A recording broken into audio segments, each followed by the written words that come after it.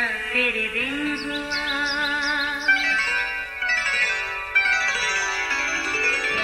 नया फिर दिन हुआ, पुरानी रात का करे सौ शुक्र हम खुदा की जात का, खुदा की जात का नया फिर दिन हुआ। आज की आयत। क्योंकि खुदा का कलाम जिंदा और मौसर और हर एक दो धारी तलवार से ज़्यादा तेज़ है और जान और रूह और बंद और गुदे को जुदा करके गुजर जाता है और दिल के ख्यालों और इरादों को जांचता है। इब्रानियों 4:12 आयत। अजीज़ों, एक शख्स अपनी तेज़ मिजाजी के लिए मशहूर था। एक दिन सर्दियों के मौसम में सुबह काम पर जाते वक्त वह अपनी गाड़ी स्टार्ट कर रहा था, मगर गाड़ी थी कि स्टार्ट ना होने की जिद में बैठी थी। उसने रेंच निकाला, बोनट उठाया और एक पुर्जे को दुरुस्त करने लगा। उसे लगा गाड़ी ना स्टार्ट होने की वजह ये एक पुर्जा ही है। उसने कई जतन किए मगर इंजन स्टार्ट होना था और ना ही हुआ। आखिरकार वो चंद कदम पीछे हटा और पूरी कुव्वत से रेंच को इंजन पर दे मारा। इंजन तो इस तरह भी स्टार्ट ना हुआ। अलबत्ता उसकी गर्म मिजाजी से इंजन को सख्त नुकसान हुआ और फिर अच्छे खासे पैसे लगाकर गाड़ी की मरम्मत करवाना पड़ी। अजीज़ों, ये तेज़ मिजाज शख्स सिर्फ खुदा को जानता था मगर खुदा को मानता नहीं था। फिर जब उसने यीशु को अपना शख्सी निजात दहिंदा कबूल किया तो उसकी तबीयत में नाकाबिले यकीन तब्दीली आई। जब कभी उसे गुस्सा आता, खुदा का रूह उसे खुद पर ज़ब्त करने की तौफीक अता करता। अब उसमें मसीह की नरम मिजाजी मुनक्कस होती रहती जो उसकी शख्सियत को खूबसूरत और माहौल को खुशगवार बना देती। अजीज़ों, यीशु मसीह की ज़मीनी ज़िंदगी में उसके शागिर्दों में शामिल हर शख्स मुख्तलिफ़ किरदार और मिजाज का मालिक था, क्योंकि वह मुख्तलिफ़ माहौल से ताल्लुक़ रखते थे। इनमें दो सगे भाई याकूब और यूहन्ना भी थे। इनके बारे में कहा जाता था कि वो दोनों तेज़ मिजाज और बात पर भड़क उठते हैं। यीशु उन्हें गर्ज के बेटे कहा करता था, मगर यीशु के साथ रफ़ाकत के नतीजे में उनमें गैर मामूली बदलाव आया। इन पर यीशु की तालीम और कलाम का इस कदर असर हुआ कि यूहन्ना मोहब्बत का रसूल कहलाया और याकूब भी रास्तबाजी की खातिर खुशी से दुख उठाकर शहीद हुआ। मेरे अजीज़ों, स्तिफनस ने अपने शहीद होने से पहले रूह कुदस से मामूर होकर जब खुदा के ज़िंदा कलाम की सच्चाइयाँ बयान की तो कलाम में लिखा है कि जब सुनने वालों से कोई जवाब ना बन पड़ा तो वो उससे बहस करते। फिर जब खुदा का कलाम दोधारी तलवार की तरह उन्हें काटने लगा तो उन्होंने बड़े ज़ोर से चिल्लाकर अपने कान बंद कर लिए और यकदिल होकर उस पर झपटे और शहर से बाहर ले जाकर उसे संसार कर डाला। इसके गवाहों ने अपने कपड़े साउल नाम के एक शख्स के पांव पर रख दिए, क्योंकि ये शख्स खुद भी स्तिफनस के कत्ल पर राजी था।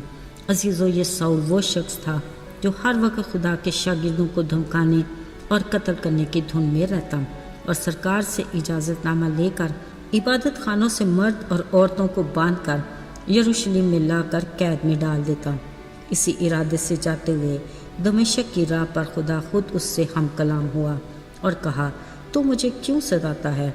यहाँ भी साउल खुदा को तो जानता था मगर खुदा को मानता नहीं था। मगर जब खुदा ने उसे कहा, मैं यीशु हूँ जिसे तू सताता है, इस आवाज़ के सुनते ही उसकी ज़िंदगी में तब्दीली आई।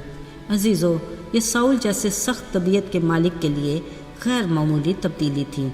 उसे खुदा की तरफ से कहा गया, उठ और शहर में जा और अब जो तुझे करना है वो तुझे बता दिया जाएगा। याद रहे, खुदा के नूर ने वक्ती तौर पर तो उसकी आंखों को अंधा कर दिया मगर उसके दिल की आंखें खुल गईं। खुदा ने उसे रूह से ऐसा मामूर किया कि 3 दिन के बाद उठ के उसने बपतिस्मा लिया और खुदावन में ताकत पाई। बिलाशुबा खुदा के ज़िंदा कलाम का इतना असर हुआ कि जिन इबादत खानों से वो लोगों को कैद करने आया था उन्हीं के सामने खुदा के कलाम की मुनादी करने लगा। खुदा के ज़िंदा और मौसर कलाम ने उसे ऐसा तब्दील किया जो देखने वालों के लिए हैरान कुन और नाकाबिले यकीन था, लेकिन खुदा ने उसके लिए प्लान कर रखा था। खुदा उसे बादशाही की खुशखबरी की बड़ी जिम्मेदारी देना चाहता था और उसे भरपूर तरीके से अपने नाम के जलाल के लिए इस्तेमाल करना चाहता था। عزیزو، خدا اپنے پلان کے مطابق ہر چنیدہ شخص پر اپنے چہرے کے نور کو جلوہ گر فرما کر اپنے کلام سے ان کی زندگیوں کا رخ اپنی طرف موڑ لیتا ہے۔ کلام مقدس میں لکھا ہے، خدا کا کلام زندہ، مؤثر اور ہر دو دھاری تلوار سے زیادہ تیز ہے اور جان اور روح اور بند اور گودے کو جدا کر کے گزر جاتا ہے، دل کے خیالوں اور ارادوں کو جانچتا ہے، اور اس سے مخلوقات کی کوئی چیز چھپی نہیں، بلکہ جس سے اس کو کام ہو اس کی نظر میں سب چیزیں کھلی اور بے پردہ ہیں۔ میرے عزیزو، کیا کوئی اس کی نظر سے اوجھل رہ سکتا ہے؟ کیا جسے وہ اپنے کلام کے لیے استعمال کرنا چاہتا ہے وہ بچ سکتا ہے؟ یہ مشکل نہیں، ناممکن بھی ہے۔ میرے عزیزو، آج بھی اس کی نگاہ ہر بشر پر ہے۔ وہ اپنے ایمانداروں اور وفادار لوگوں کی تلاش میں ہے جو بادشاہی کی خوشخبری میں اپنا حصہ ڈال سکیں اور اس کے نام کو جلال دینے کے لیے کام کر سکیں۔ کوئی کیسی شخصیت کا مالک ہے یا اس کا اخلاق، مزاج اور کردار کیسا ہے، اس سے اسے کوئی سروکار نہیں۔ وہ دلوں کو جانتا اور روح کو پرکھ لیتا ہے، کوئی بھی چیز اس سے چھپی نہیں۔ وہ اپنے زندہ کلام سے زندگیوں کو تبدیل کر کے اپنی مرضی کے مطابق ڈھالنے کی قدرت رکھتا ہے۔ یاد رہے، وہ اپنی ذات میں باکمال اور لازوال ہے، اس جیسا کہیں بھی نہیں۔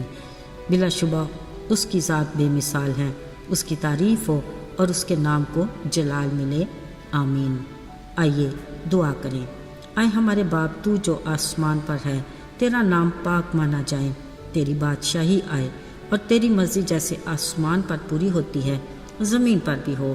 اے باپ، ہمیں اپنی بادشاہی کی خوشخبری کے لیے، اپنے نام کی گواہی کے لیے تیار کر اور توفیق عطا کر کہ ہماری زندگیوں میں تیری مرضی پوری ہو، تاکہ ہم تیری نظر میں مقبول ہوں۔ یسوع کے مبارک اور جلالی نام میں، آمین۔